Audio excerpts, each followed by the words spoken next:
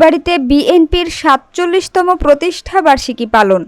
কুড়িগ্রাম ফুলবাড়ী থেকে নাজিম সরকারের রিপোর্টে বিস্তারিত। ফুলবাড়ীতে বাংলাদেশ জাতীয়তাবাদী দল বিএনপির ৪৭তম প্রতিষ্ঠা বার্ষিকী উপলক্ষে বর্ণাঢ্য র্যালি অনুষ্ঠিত হয়েছে।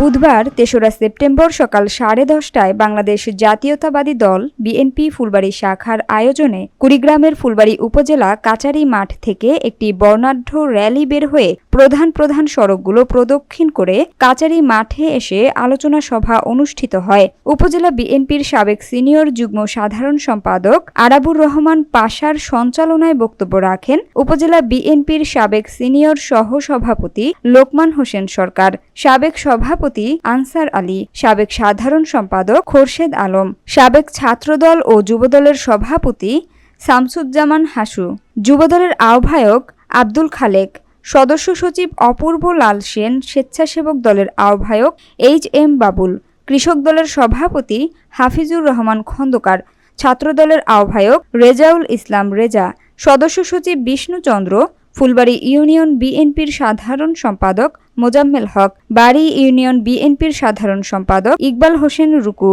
নাওডাঙ্গা ইউনিয়ন বিএনপির সভাপতি মুসাব্বির আলী মুসা, জেলা ওলামা দলের যুগ্ম সাধারণ সম্পাদক মঈনুদ্দিন সেলিম সহ উপজেলা ও ইউনিয়নের বিভিন্ন নেতৃবৃন্দ। এ সময় নেতাকর্মীগণ আসছে নির্বাচনে কুড়িগ্রাম ২ আসনে বিএনপির প্রার্থীকে জয়লাভ করার জন্য কাঁধে কাঁধ মিলিয়ে কাজ করার আহ্বান জানান।